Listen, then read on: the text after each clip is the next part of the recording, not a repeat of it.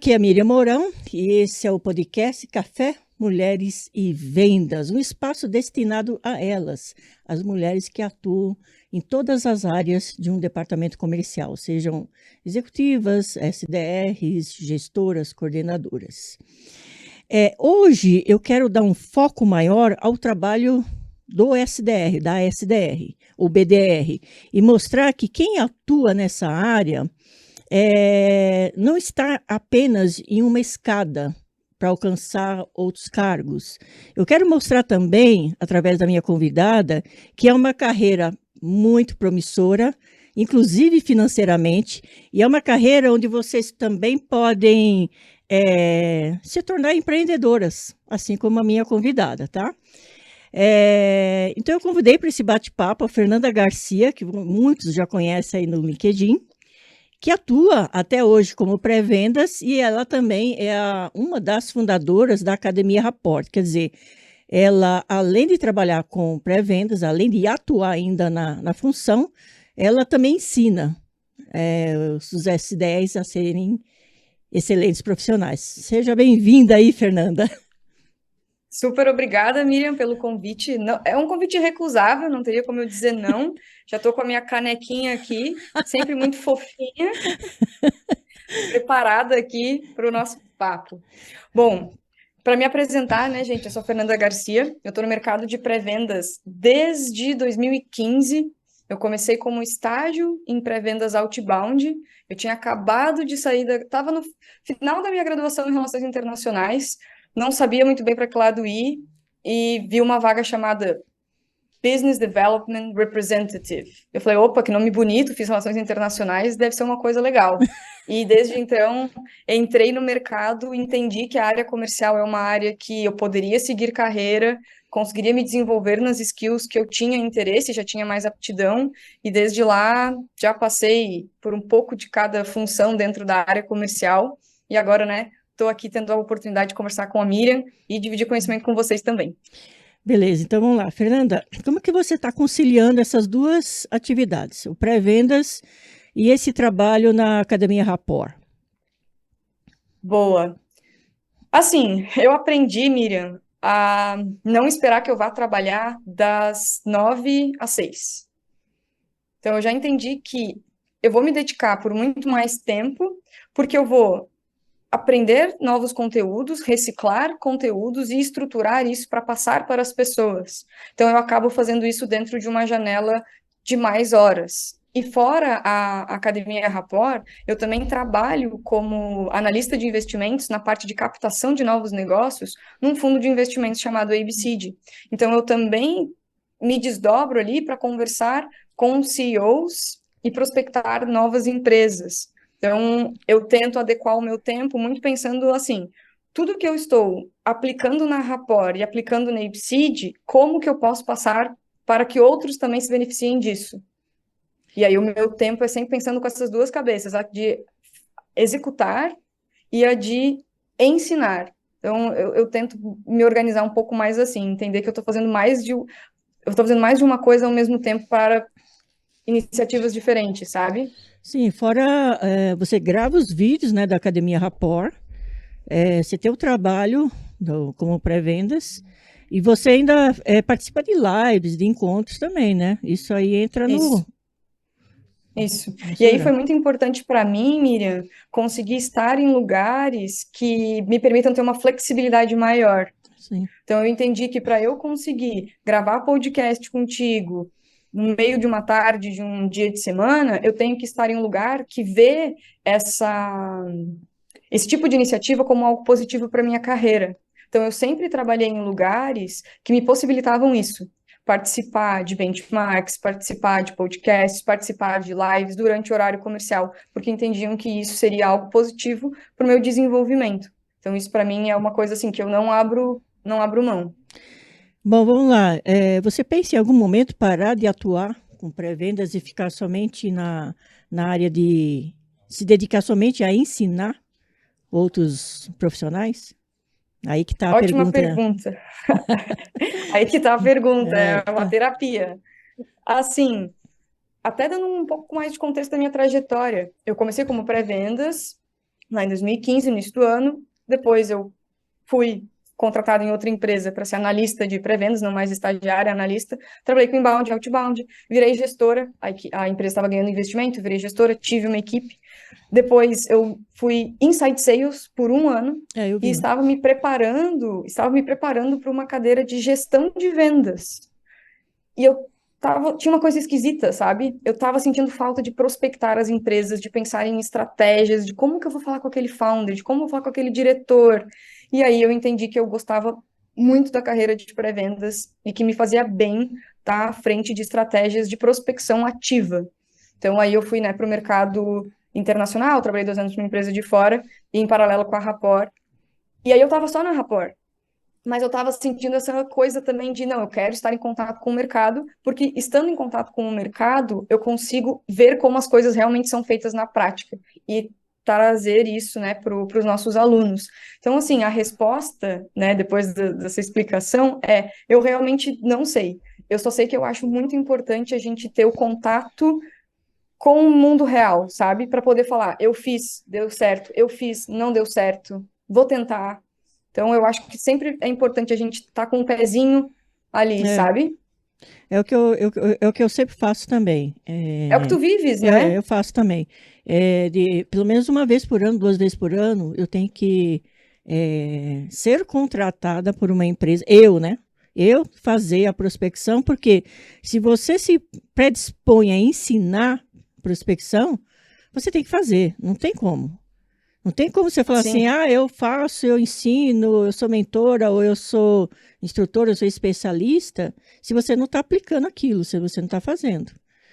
E exato. muda muito rápido, né, Fernanda? A prospecção, vendas, muda. Você vê, ó, há menos de 6, 10 anos atrás, ninguém falava em processo fatiado, ninguém falava em SDR.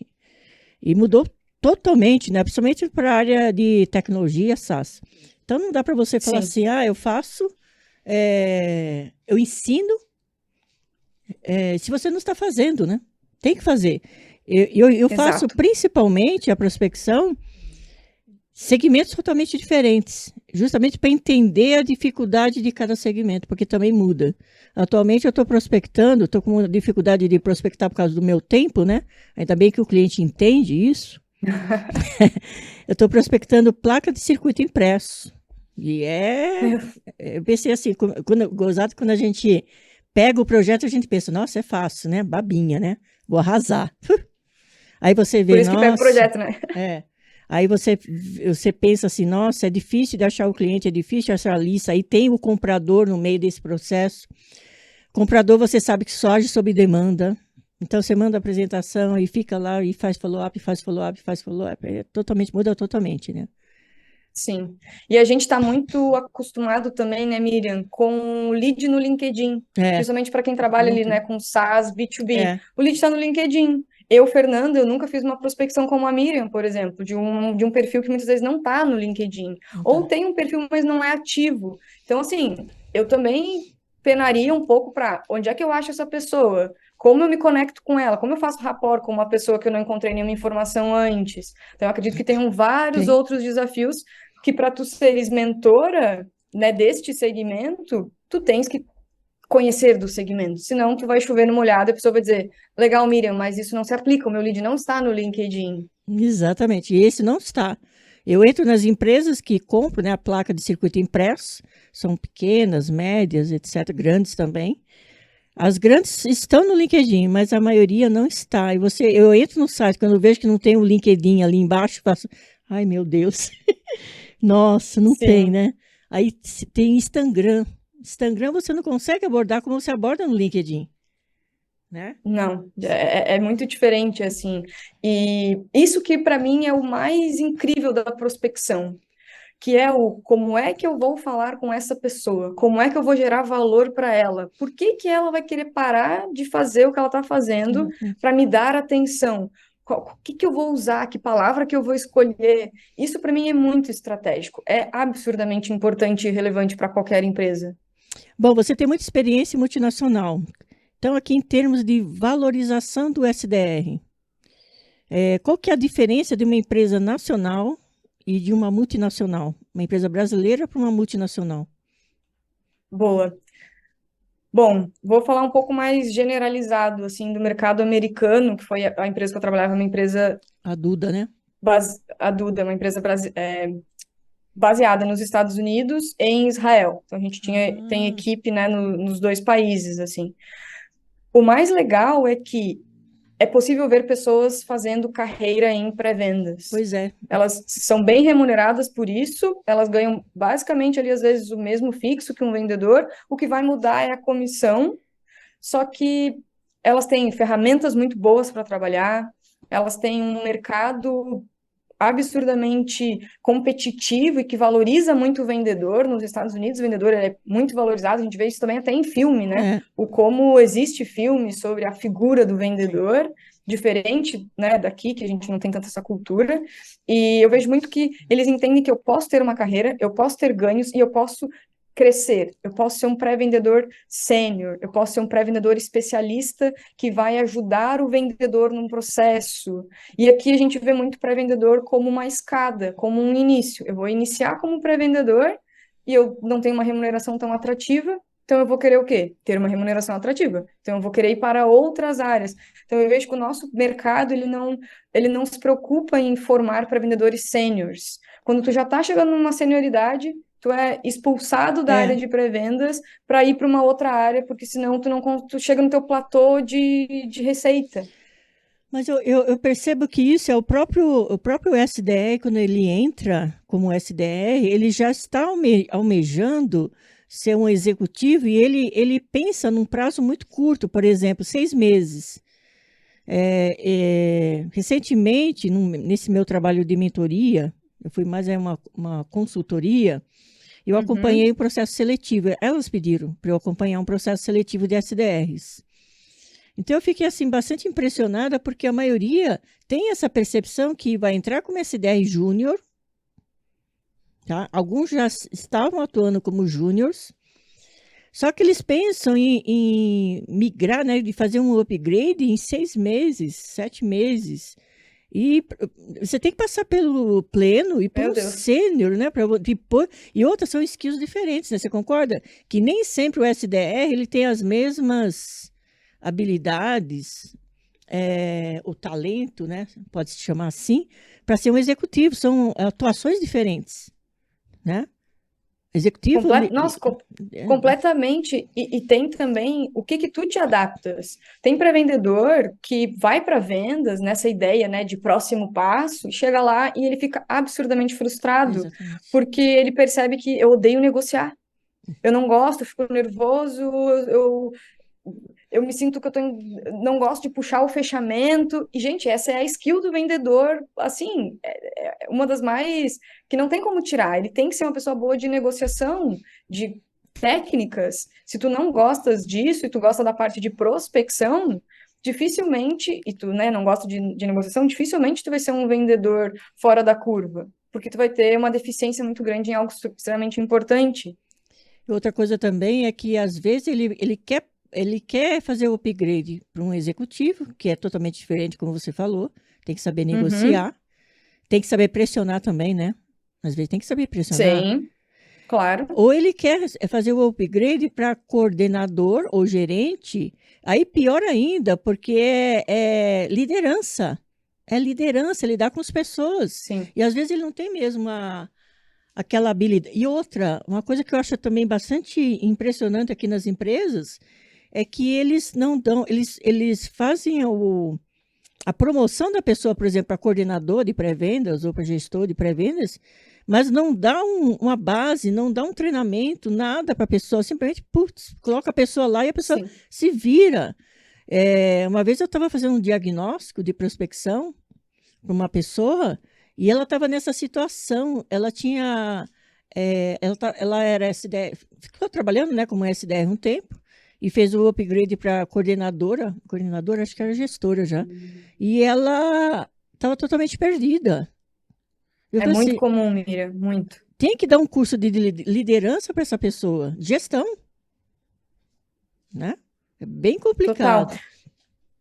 Até sobre esse ponto, Na academia Rapport, que a gente tem cada vez mais chamado de Rapport, inclusive, tenho até que me acostumar, nós temos algumas frentes. E eu e a Jéssica é a fundadora, Jéssica Bosco, a Jéssica começou falando sobre pré-vendas e a gente foi eu falava também, nós nos juntamos, eu virei co-founder, e nós começamos com cursos para pré-vendedores. E a coisa foi tipo, pô, a gente está de fato entregando um valor para o mercado, existe essa demanda, a gente gosta de falar sobre isso, a gente tem experiência sobre isso, o negócio foi crescendo. Então hoje a gente tem, né, os cursos para vendedores, e a gente tem cursos para os gestores, que é aí que eu vou entrar nesse ponto agora contigo. E a gente também tem a parte de treinamentos, Miriam, para as empresas. E o que a gente mais tem visto hoje são gestores que simplesmente eram os melhores pré-vendedores e foram colocados na gestão, mas eles não foram preparados para ser gestores.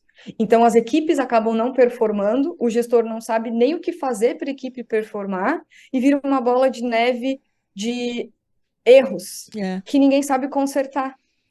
Não é porque ele foi um excelente SDR que ele vai conseguir fazer os outros serem excelentes SDRs também. É totalmente Sim, diferente, são sim. funções diferentes. Essa é a minha história, tá? Porque eu era uma excelente pré-vendedora e eu, pô, na minha cabeça na época, eu queria virar gestora, eu virei gestora. E aí o que que eu pensava? Que as pessoas iam fazer, elas deveriam fazer a mesma coisa que eu fazia, do jeito que eu fazia. Eu simplesmente fui colocada na posição de gestora com 23 anos, a gente tinha Nossa. acabado de ganhar investimento, e eu tinha que contratar pessoas, treinar pessoas. Eu nunca esqueço da vez que estava eu, o meu pré-vendedor e a minha pré-vendedora, e sentaram mais, acho que uns 5 vendedores, assim, que tinham aquela coisa, né? A empresa ganhou investimento, contrata vendas. Uhum. E eu olhei para aquela gente e pensei, como é que a gente vai ter leads o suficientes para abastecer os vendedores? E eu não tinha como me preparar, isso a gente está falando de 2017. Não foi fácil, eu apanhei demais como gestora e entendi que eu preciso me desenvolver em várias outras coisas que não eram coisas que eu precisava desenvolver sendo pré-vendedora, na execução. Então, isso é até um ponto para quem acha que ir para a gestão, eu vou parar de ligar. Graças a Deus, não vou mais fazer cold call. Cara, tu vai ter que fazer o teu time, a tua meta é a meta do teu time. É. Se o time não performa, tu não performa. É simples assim. Vamos lá. Quais as habilidades para chegar a um profissional sênior? Boa. Habilidades para ser um profissional sênior.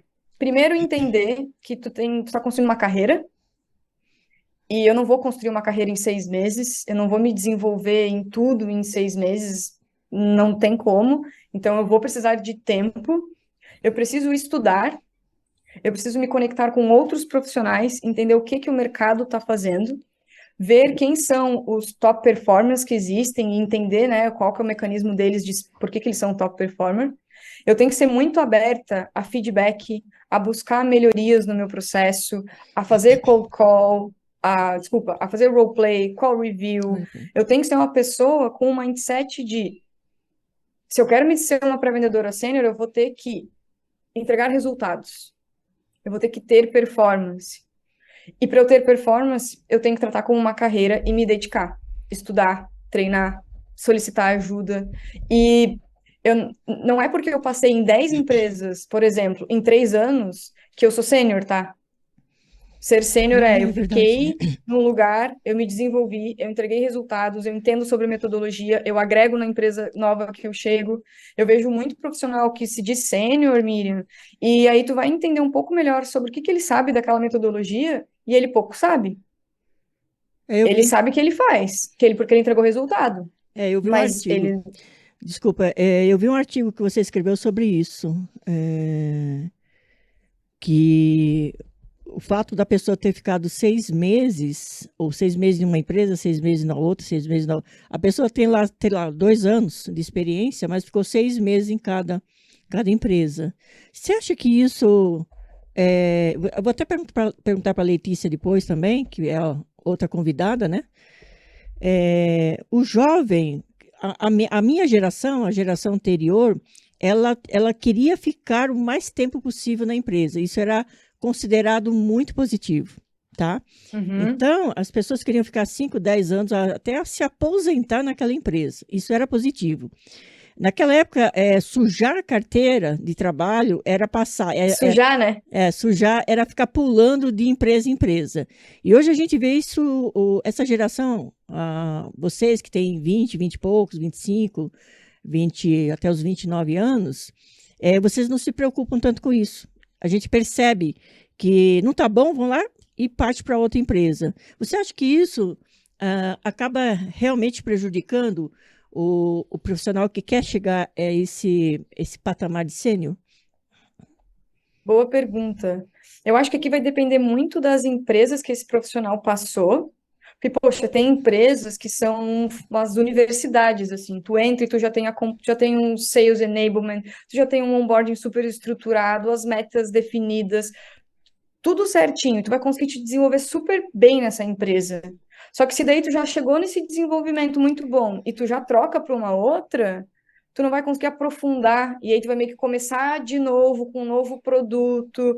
Então, assim, eu acredito que se a pessoa não fica pelo menos 1 ano e meio, 2 numa empresa, aprendendo, se desenvolvendo, conhecendo o mercado, testando, mexendo em ferramentas, eu acredito que ela possa muito mais estar num pleno, indo para um sênior, do que num sênior com 1 ano. Eu não consigo ver uma pessoa sendo sênior em 1 ano, sabe, Miriam? Sendo bem sincera, assim. Eu acho que a pessoa precisa de um pouco mais de track record, de um pouco mais de casca de mercado para dizer, pô, eu sou sênior, deixa que eu resolvo, sabe? Eu não sei se tu vê assim.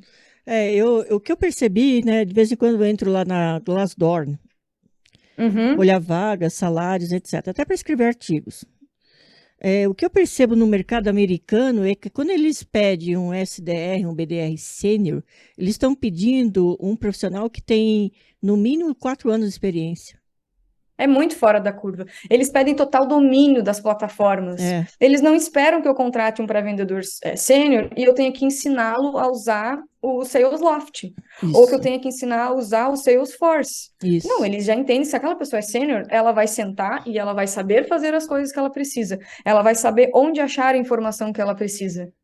Ela vai saber como construir listas, Sim. como validar os contatos, como criar uma cadência de e-mail, como criar copy, como fazer teste AB.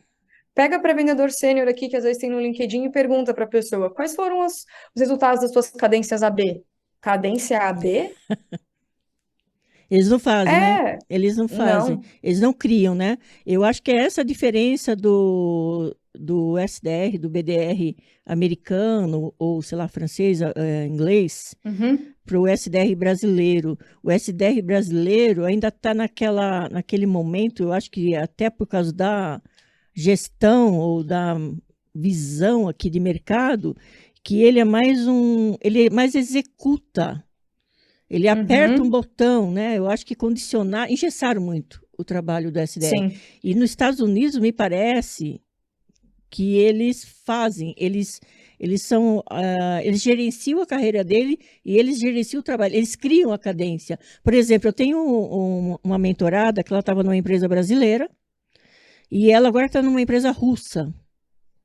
E ela que tem que criar toda a cadência, ela que tem que criar o abordagem, tanto a abordagem por telefone, ela tem que buscar a lista, ela que faz a lista, Uhum. tá? Isso é muito comum para mim. É tipo, eu sempre fiz dessa forma, mas cada vez a gente vê menos pessoas conseguindo fazer isso, né? Mas houve um condicionamento, entendeu? Eu acho que é isso. Aqui no Uhum, Brasil, acho que eles não entenderam muito bem, não conseguiram aplicar a metodologia, né, do Aero Ross, e meio que uhum, engessaram o profissional como alguém que só lê um script pronto de perguntas que está num sistema, como se fosse um telemarketing, e dispara e-mails que também ali já estão. Ele não cria, ele não desenvolve. Como você falou, ele não sabe fazer um teste AB para saber. sim. Aliás, tem alguns que não tem nem, não conseguem entender nem as Nem métricas. ferramenta? Não tem ferramenta e não tem métricas. Ele não analisa as métricas do trabalho que ele está fazendo, né? Sim, nossa, excelente ponto. A pessoa não sabe se ela tá para bater a meta ou não. É. Ela tá indo seguindo o mês. E sabe o que que é muito perigoso no nosso mercado? Eu, vou falar por mim, né, Fernanda, acho muito perigoso no nosso mercado, gurus. As pessoas que falam assim, empreendedor, um pré-vendedor custa X, ele vai te entregar Y.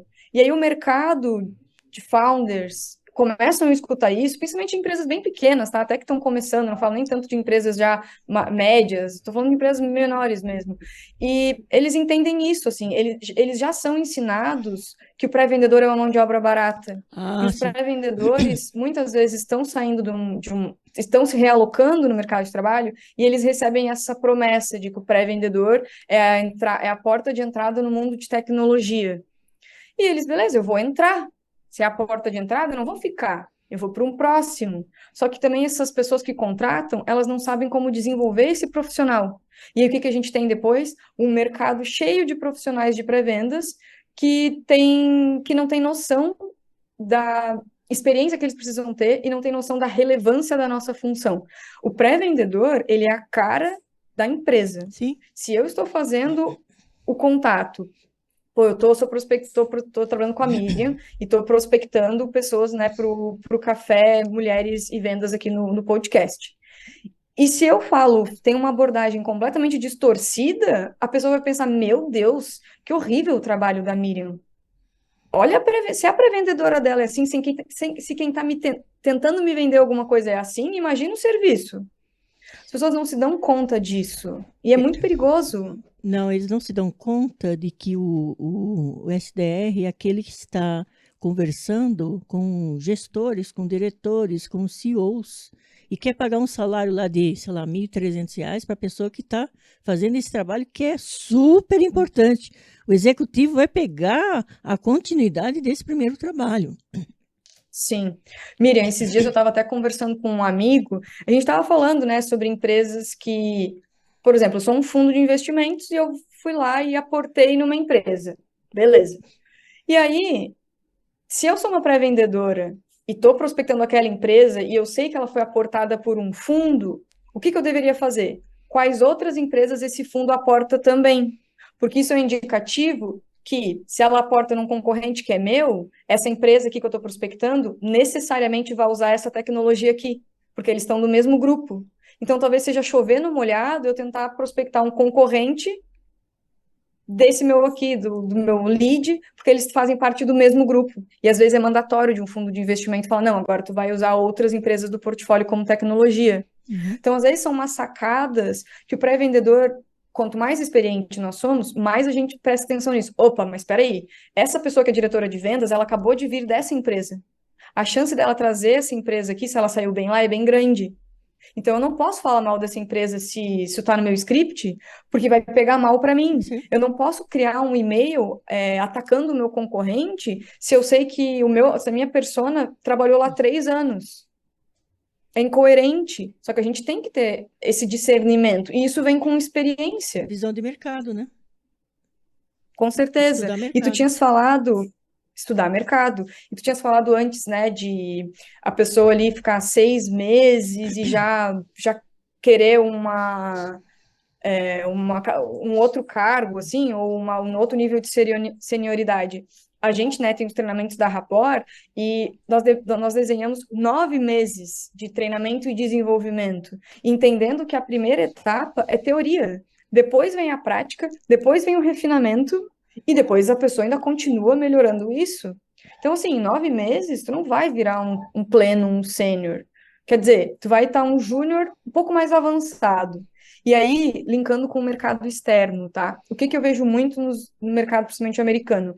Eles criam várias etapas. Então, tu é júnior, aí tu é júnior 1, aí tu É, é teve júnior isso. 2, aí tu é júnior 3. Então, até tu chegar em júnior 3, tu demorou, tipo, 1 ano e meio, batendo meta.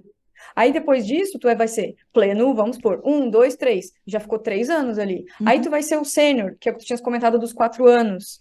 A Trish Bertuzzi, ela tem o livro The Sales Development Playbook. É um livro bem antigo, eu não sei nem se tem em português Não, esse acho que não. livro, mas ela fala lá, né, da trajetória, e são criados vários steps. E aí, Miriam, eu acho que isso está conectado com o que tu tinhas comentado antes das gerações. Se eu sei que eu sou pré-vendedora júnior e depois é o pleno, eu vou querer correr para o pleno. Se eu sei que eu sou júnior, mas que eu vou ter o júnior 1, o júnior 2, o júnior 3, eu vou saber que tem uma próxima coisa, sabe? Eu não vou ficar, como é que fala? ai, que preguiça, sabe? Não tem uma mudança. Não, daqui a pouco eu posso ir para o 1, daqui a pouco eu posso ir para o 2. Eu acho que falta isso na organização do plano de cargos dentro da área de pré-vendas. E mostrar para esse pré-vendedor que ele tem uma trajetória antes de ser um sênior. E que para isso ele vai ter que cumprir essas coisas e mantê-lo engajado, porque as pessoas estão cada vez mais desengajado, cada vez mais rápido. Mas isso tem muito a ver também com contratação, viu? O Total, a problema é que Letícia vai dar uma aula sobre isso. é generalizado. A empresa ela contrata o perfil errado, ela contrata um perfil farmer para fazer prospecção muito agressiva. Tem uma questão também de. Nossa, é tanta coisa que envolve isso. Às vezes a pessoa, por exemplo, contrata a pessoa, um SDR, para fazer esse trabalho de prospecção, que já é complexo de abordar, etc., e não dá ferramenta. Quer que a pessoa se vire lá Sim, com planilha, quer que a pessoa. sim. Não dá, que se vire achar lista no Google. Então a pessoa Hum, acaba desanimando, ficando desmotivada, e 6 meses, ou 6 meses ainda é muitas vezes, né? Às vezes é muito. Não, e uma coisa assim que é básico e crucial. Vai contratar um pré-vendedor, tenha um processo de contratação estruturado e tu tem que ter um role play. Tu tem que entender minimamente se essa pessoa tem coachability, que é a habilidade dela conseguir aprender aquilo e colocar em prática, porque o pré-vendedor, ele vai ser uma esponja. Eu vou trabalhar com a Miriam. Beleza. Ah, e eu gosto muito de usar esse exemplo também, Miriam. Eu me considero uma pré-vendedora sênior, né? Por toda a minha trajetória, números, e enfim. Mas eu vou trabalhar contigo, eu também vou ter o meu tempo de adaptação. Eu não vou chegar hoje, sentar lá do teu lado e começar a ligar para Deus e todo mundo. Cara, quem que é a Miriam? Qual que é o mercado da Miriam? Quais são as dores que a Miriam resolve? Como que ela faz isso? Quais são os cases?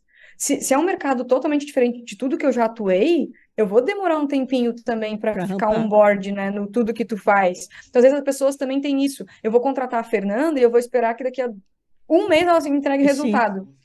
Não é assim que funciona. E daí tem muita expectativa que é quebrada, porque as pessoas estão totalmente desalinhadas no que é expectativa e realidade, sabe? tem isso também.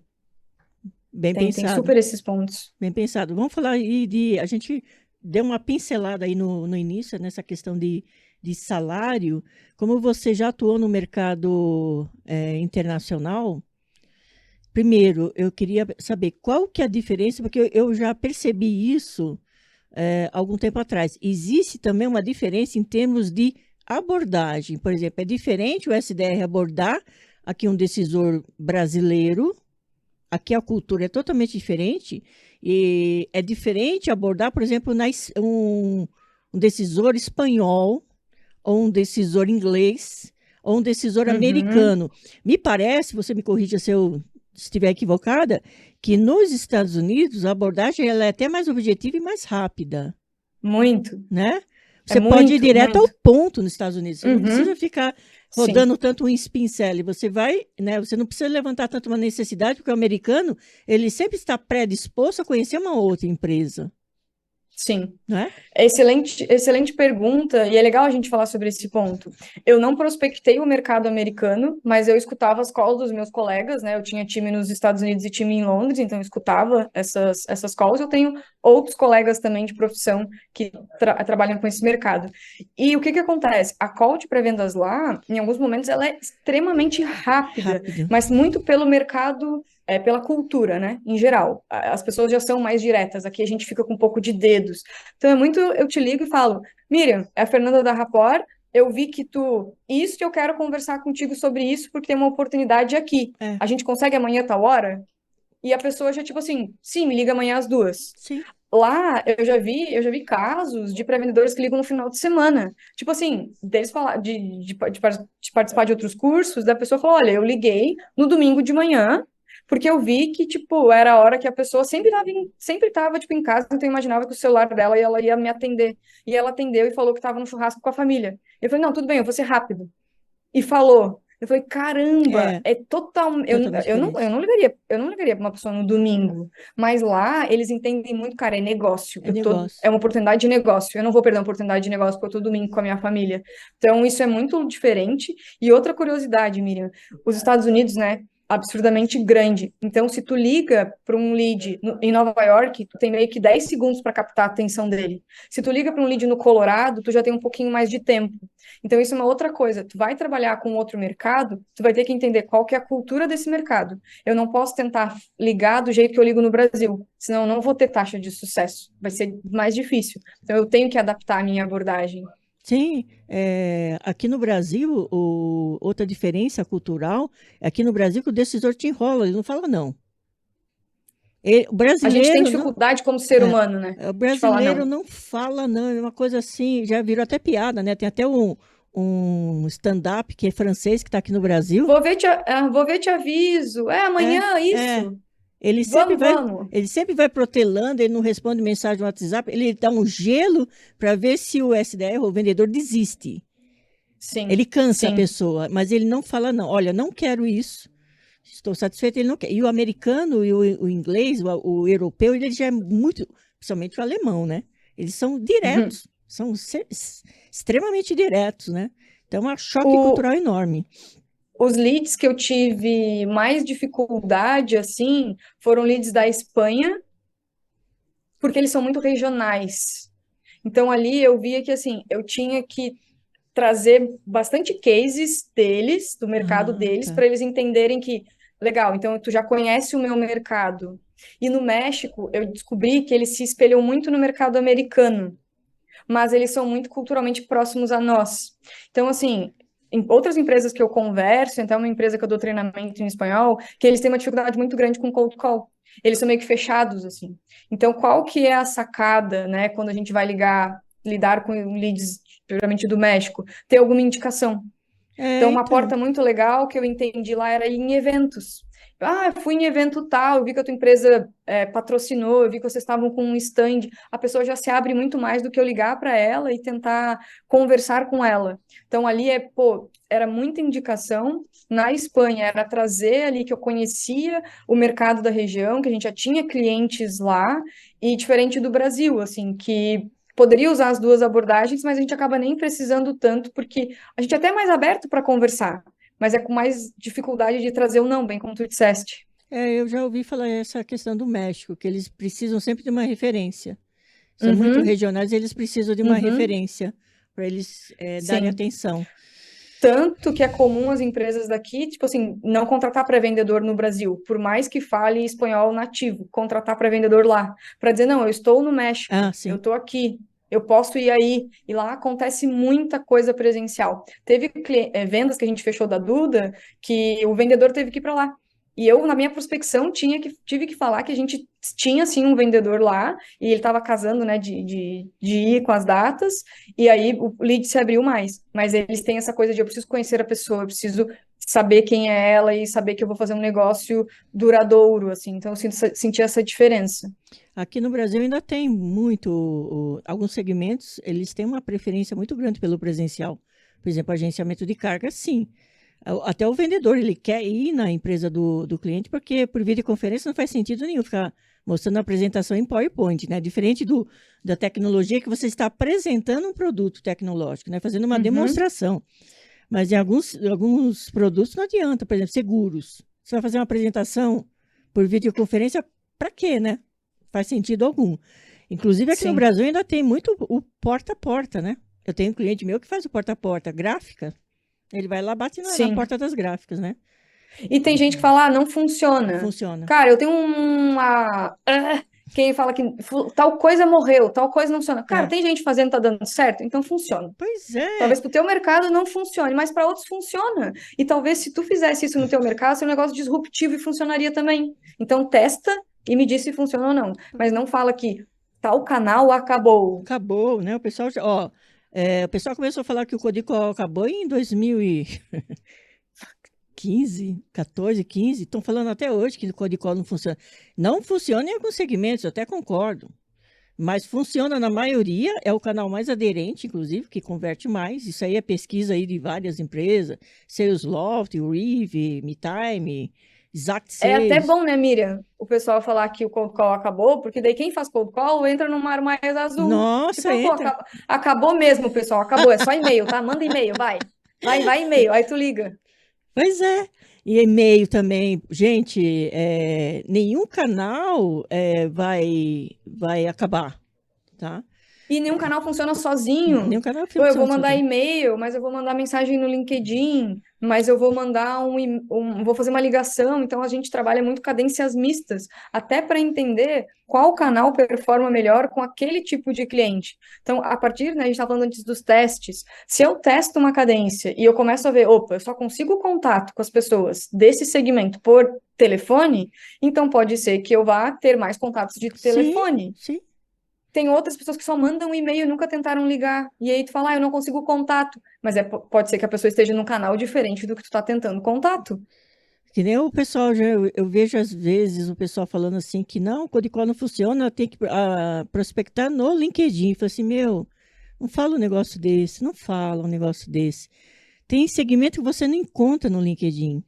Tem. Pequenos varejistas, supermercado, vai lá prospectar supermercado para vender, sei lá, automação, sistema para supermercado. Vai prospectar no LinkedIn para ver o que, que você consegue. Sim. E é Algumas muito. regiões também. Tem região que você não consegue empresa, Nordeste, Norte. Sim. Cara, e aí entra um negócio que a gente estava falando da senioridade. Se tu é um pré-vendedor sênior, tu já vais entender o canal que mais funciona, o que menos, os testes que tu podes fazer, tu vai te frustrar menos com uma estratégia que não deu certo, porque tu sabe que foi só uma estratégia que daqui a pouco tu vai tentar outra. Né? E uma coisa até que a gente falou no nosso podcast da Rapport, Miriam, que tu tinhas trazido, que eu acho excelente quando traz esse ponto, que é, gente, todo mundo que vocês forem ligar, basicamente, entrar em contato, já Já usa um usa. fornecedor. Então tem isso também, né? Eu consigo ver muito o nível de maturidade do pré-vendedor quando ele fala, ai, mas ele já vai usar um concorrente. Mas é óbvio que ele vai usar um concorrente. Você queria que ele estivesse usando o quê? Planilha ainda? E aí tu vai ter que entender o porquê que a tua empresa faz mais sentido, vai entregar mais valor do que ele está usando hoje. Eu li esses tempos um livro que, assim, ó, para quem entende inglês, em 1 hora e meia tu mata ele. Chama Outbound Sales No Fluffy. Fluffy. E aí ele fala assim: existem relógios de R$ 10.000, de R$ 10 e de US$ 1.000. Todos eles te dão a hora, mas eles resolvem problemas diferentes. O Diferente. relógio de R$ 10, ele vai te dar as horas. O relógio de R$ 1.000, ele vai te fazer parecer um pouco mais descolado. O relógio de R$ 100.000, ele vai conquistar um espaço na mesa. Quando tu estiver negociando, ninguém vai precisar pensar, será que essa pessoa tem poder ou não? Porque ela está usando um relógio de R$ 100.000. Então as pessoas têm que ter essa noção, sabe? A gente tem produtos muito similares no mercado, mas eles têm umas propostas de valor diferentes. Como eu, para vendedor, vou destacar isso e o meu lead vai perceber? Cara, para mim isso é uma mágica tão, tão legal assim de ficar pensando e quebrando a cabeça, que também demonstra muito que tu não te assusta com isso, mas tu leva para o lado de como que eu consigo fazer isso melhor, sendo que eu já estou tentando marcar uma conversa sobre algo que aquela pessoa já tem. Mas a maioria das pessoas, quando elas fazem prospecção, até executivos que têm experiência, eles não conseguem falar nem qual que é as forças e fraquezas dos concorrentes. Eu já conversei com vendedores que tinham lá, eu tenho 30 anos de vendas, tá. Primeira pergunta, qual é o seu principal concorrente? Ah, é X. Qual é a força e fraqueza desse concorrente? Não sabe? Não sabe. Não sabe. Como que você vai oferecer algo, né, para um cliente que utiliza esse concorrente, se você não sabe qual é o ponto de fraqueza desse concorrente perante ao seu Sim. produto? Você está atirando no escuro. Você está falando que seu produto é melhor, baseado no quê? E aquela outra pergunta assim, nossa, essa eu quero morrer. Qual que é o seu diferencial competitivo? Atendimento, qualidade. Eu falei assim, não, isso não é diferencial, isso é obrigação. Sim, Começa por aí, é o básico, é o sim, mínimo, né? Ah, sim, atendimento. Atendimento é muito superficial. Atendimento no quê? É exatamente o que o seu é melhor. E quem disse sim. que o seu é melhor? Né? Exato. Não, e aí tem uma coisa que eu fico, tipo, muito louca, assim, porque quando tu vais, tem tecnologias, por exemplo, vamos supor que eu prospecte eu trabalho num ERP. Tem pré-vendedor que trabalha em ERP e não sabe a complexidade que é trocar de ERP. Nossa, ele acha que vai trocar assim rapidinho, ó. É. Gente, se vocês algum dia já presenciaram, se eu troco de CRM, eu já passei por grandes trocas de CRM brasileiro para um da Salesforce. já passei de CRM da Salesforce para HubSpot, e assim, a gente para a empresa, sei lá, a galera para num final de semana e fica o dia inteiro lá Nossa, se organizando para não perder o contato, porque isso vai fazer um trabalho gigantesco. Então, nossa. assim, tem gente que prospecta e não sabe nem o desafio que é conseguir implementar. E aí tu tá falando lá com o diretor, com a autoridade, com a pessoa certa ali, com o decisor, e tu tá trazendo como se fosse a coisa mais simples do mundo. Aquela pessoa já vai perder a autoridade que talvez tu tenhas conseguido em alguma parte do processo. Porque ele vai ficar tipo assim, eu tenho 15 vendedores, ele tá me oferecendo trocar de CRM, porque o dele eu consigo fazer uma coisinha diferente do que eu Não faço vai no fazer, não outro. vai fazer, Não vai fazer, não não vai. vai fazer. Ele vai te enrolar, vai pedir apresentação, até assiste uma reunião, mas vai parar ali no meio do Sim. funil. Olha, gente, isso que a Fernanda está falando é muito sério. Olha, eu estava usando o chatbot no meu, integrando ali com o WhatsApp, Instagram, etc. E eu não estava satisfeita, né?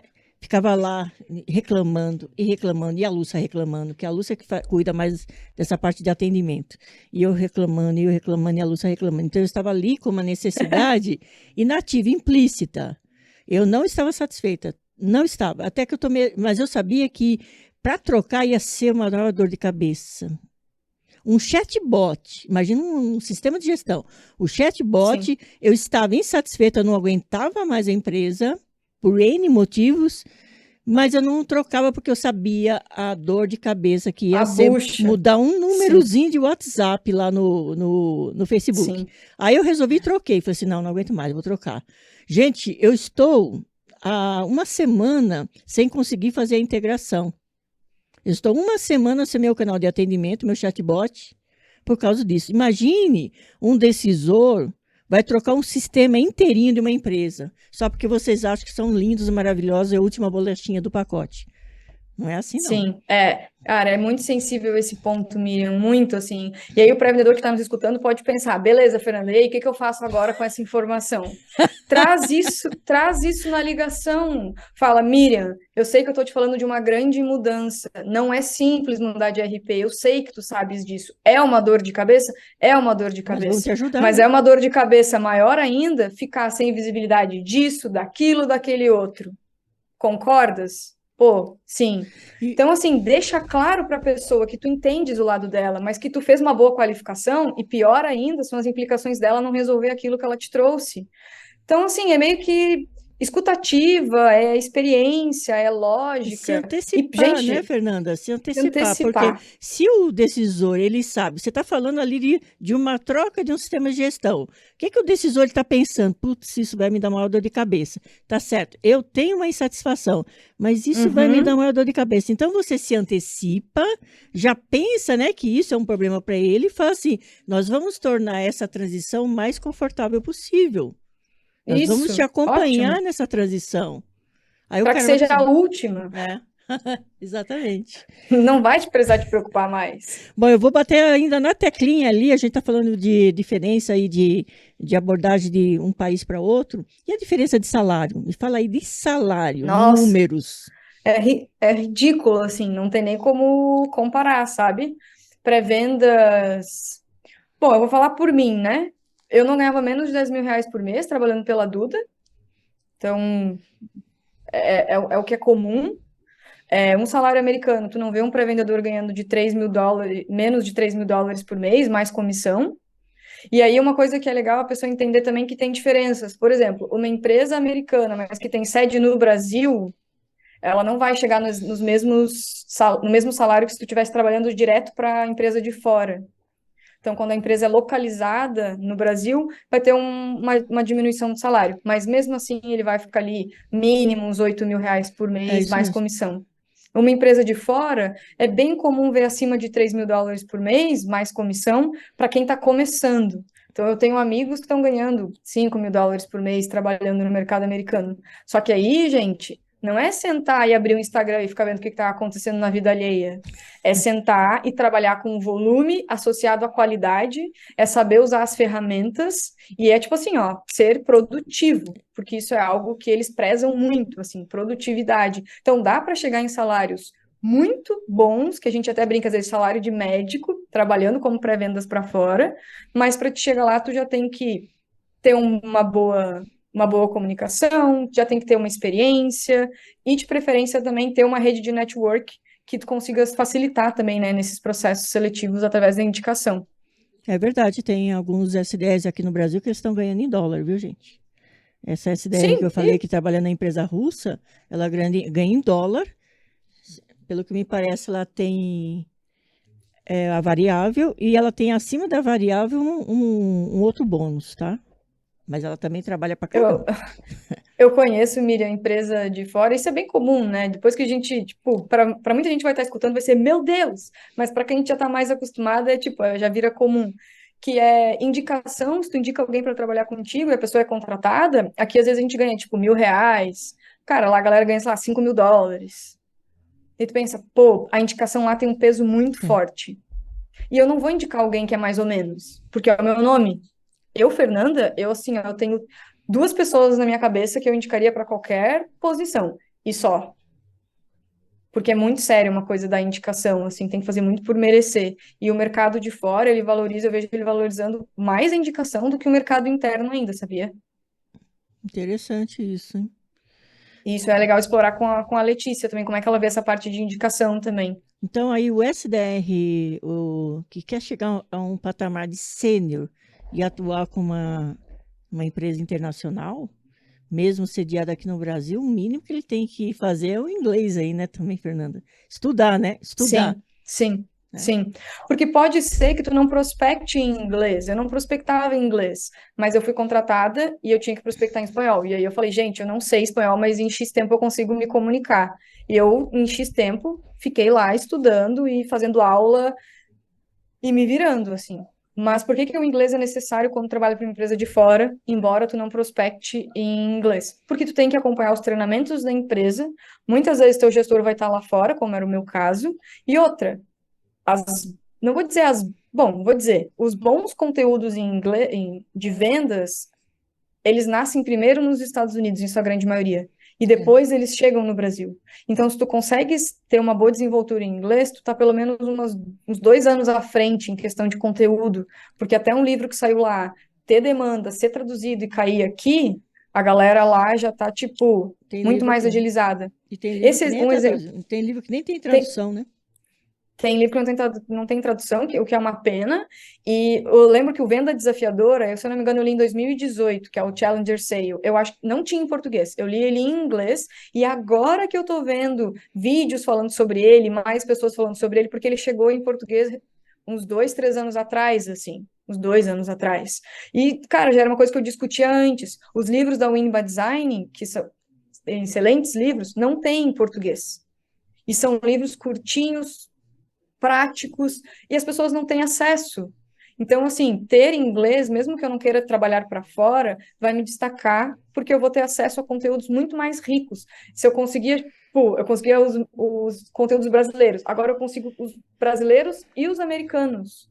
Então, eu já amplio mais o meu repertório, tenho mais facilidade de encontrar novos caminhos. Sem falar que o SDR, quando ele trabalha numa multinacional, ele viaja para a sede. Ele faz treinamentos lá na sede, por exemplo. Sim. Eu conheço um que foi para Amsterdã faz o quê?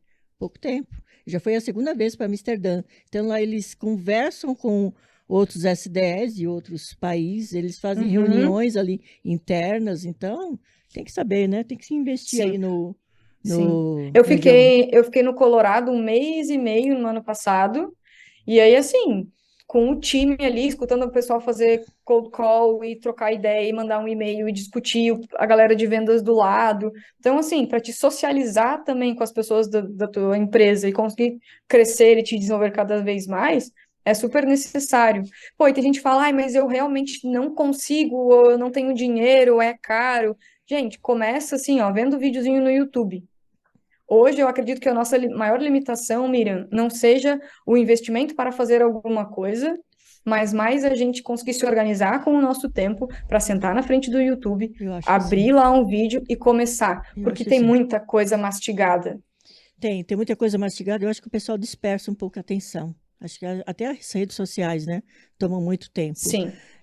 Tem sim, tem até curso de inglês que são gratuitos, né? Que treina a pronúncia, etc. E tem curso de inglês de todos os valores, né?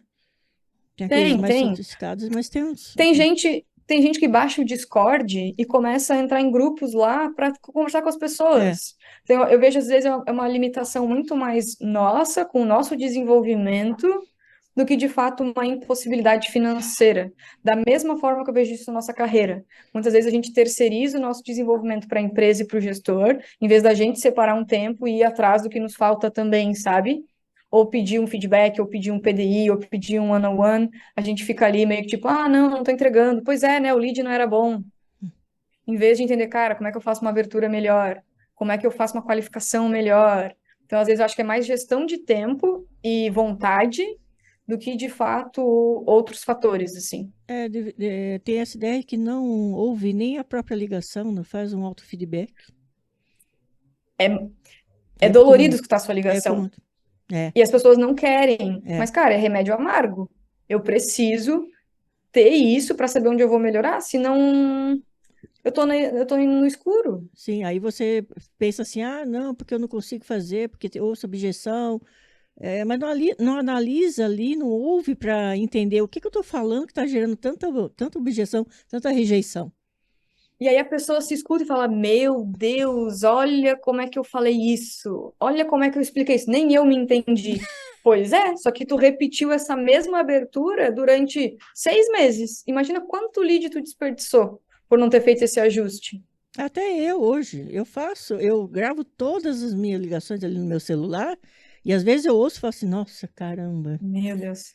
eu devia ter falado tal coisa. E não tem ligação perfeita. Eu sempre falo isso nos treinamentos da Rapport. Eu falo, gente, não existe. Sempre quando a gente estiver se escutando, a gente vai pensar, puta, eu deveria ter ido para esse caminho. Mas é que nem quando tu discute com alguém e tu tá lá no banho 3 dias depois e pensa, pá, eu deveria ter É, falado tal coisa.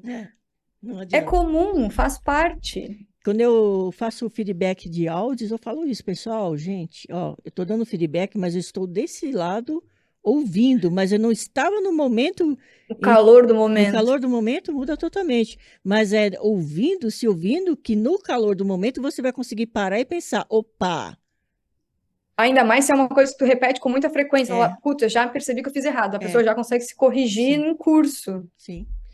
Bom, vamos lá. Qual é que é o tempinho aí? Nossa, estamos chegando no final. Aqui tem uma galera aqui, ó. Bom, vamos lá. A gente está aqui na retinha final desse nosso bate-papo, revendo a sua trajetória. Aqui é a perguntinha difícil. O que você acredita que foi determinante para o seu sucesso? Você é uma pessoa super atuante no LinkedIn, você é empreendedora, você tem assim um foco muito grande em desenvolvimento. A gente percebe isso em você, Fernanda. Então, o que foi determinante para esse sucesso da Fernanda? E como que a Fernanda se vê aqui daqui 10 anos? Ah, esse 10 anos aí não tava esperando, Miriam. Pois é, eu sempre faço umas perguntas fora aqui do contexto. Boa. Cara, o que foi determinante? Eu sempre comento que foi uma dose de sorte. Por quê? Eu estava em Florianópolis no ano de 2015, quando muitas empresas de tecnologia estavam surgindo aqui. Exact, Ah, RD, sim. Involves, Mobily, Softplan, muita empresa de tecnologia reconhecida nacionalmente. E nós aqui em Florianópolis, tanto os founders tinham os grupos de founders, quanto os pré-vendedores também se puxavam. Então, a gente tinha muitos encontros com a MeTime, então a gente tinha muitos encontros com outros gestores para trocar. Então, eu fui crescendo no ambiente de pré-vendas com outros pré-vendedores e outros gestores, porque a gente aprendia muito junto. Então, para mim, um fator determinante, Miriam, foi conseguir me conectar com pessoas que estavam à frente de mim e que eu podia aprender com elas, aplicar, compartilhar com elas e a gente criar esse grupo muito positivo, assim, sabe? Então, eu sempre falo para os pré-vendedores, gente, façam benchmarks, conheçam outras operações, conversem com outras pessoas, tenham mentores. Então, para mim, assim, estar em Florianópolis naquele momento, com aquela proatividade, aquela vontade de conhecer, de fazer, de entregar resultado, de me conectar, de ir em evento, de saber mais, tudo isso foi muito diferencial, sabe? Eu nunca sentei numa empresa e pensei, tá, eu vou fazer o que estão me pedindo. Não, para mim o 100%, cara, o 100% é o mínimo. É porque eu combinei com a empresa pelo meu salário. Eu recebo meu salário, eu te dou 100% daqui. Fazer mais, aí é a minha entrega além do combinado, sabe? Então, eu sempre tive essa preocupação muito grande de 100% é o mínimo, e para isso eu preciso também de ajuda de outras pessoas e estar em contato, assim. Então, para mim, acho que são esses pontos. E daqui a 10 anos, cara, eu gosto de me ver assim como. Eu acho que muitas pessoas se veem deixando uma marca, sabe? Então, eu quero muito que a gente, daqui a 10 anos, tenha um mercado de pré-vendas a lá Estados Unidos. Que a gente fala, cara, o pré-vendedor tá caro. Igual o desenvolvedor, quando tem, o que vem desenvolvedor é caro. Eu quero que o pré-vendedor seja essa pessoa, tipo, cara, valiosa, sabe?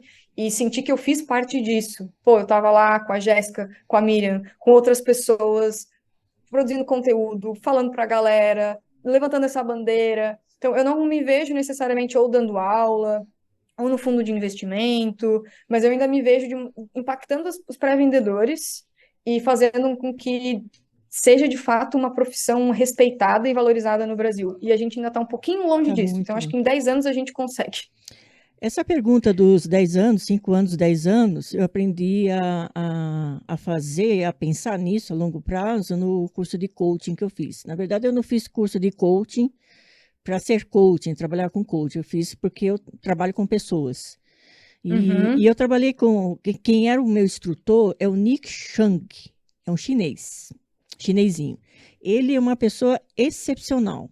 Pois até quem quiser, eu passo o perfil dele. Ele está no LinkedIn, ele não está, mas ele está no Facebook. Ele está em Singapura agora. Ele ficou aqui no Brasil um tempo, agora ele está em legal. Singapura. Então ele fica gravando vídeos sobre Singapura. Ele é uma pessoa assim, nossa, excepcional, o Nick. E o Nick me falou o seguinte: o brasileiro, ele não consegue pensar a longo prazo. É diferente do europeu, do chinês, do japonês. O americano também. O americano se projeta, ele pensa a longo prazo. Ele pensa assim, ó, daqui 5 anos eu quero estar assim. É a meta dele de 5 anos. Tanto que até o salário lá é anual, né?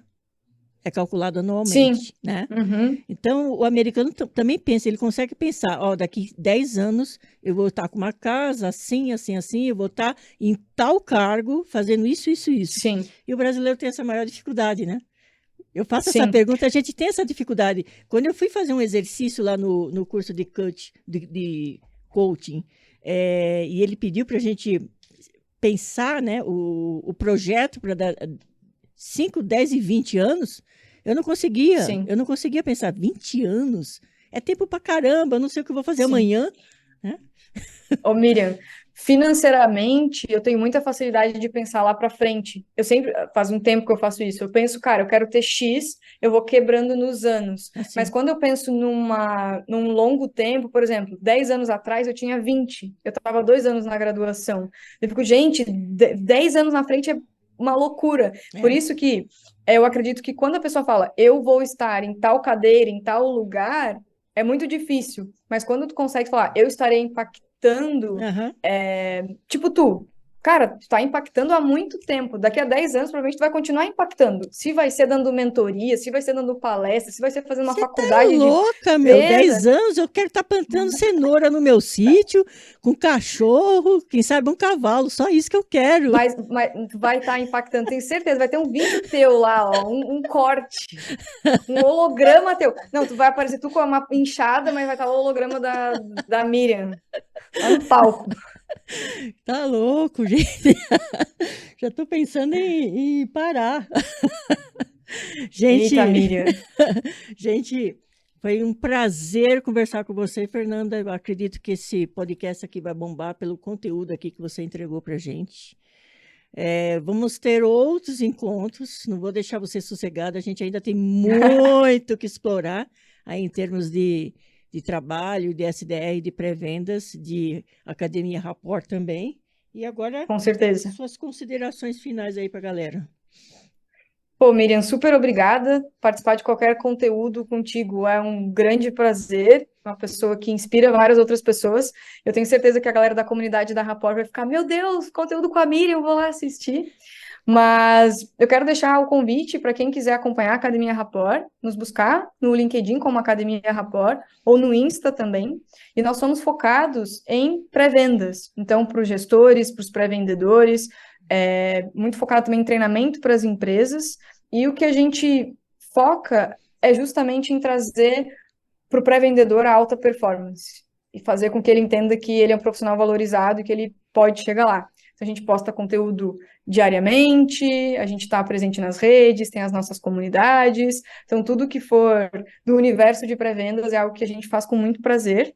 E, Miriam, daqui a 10 anos eu não vou estar plantando nada, mas estarei aqui. Então, assim, ó, o teu nome eu vou continuar falando, e se tu tiver qualquer coisa para me chamar para participar, eu participarei com muito prazer. Super obrigada mesmo. É sempre uma gratidão muito grande. Gente, obrigada pela audiência, obrigada aqui ao time, equipe, pelo cafezinho aqui que foi servido. E bora que vem mais gente aí para participar aí do podcast. Obrigada, Fernanda. Beijos e até mais. Boa. Tchau.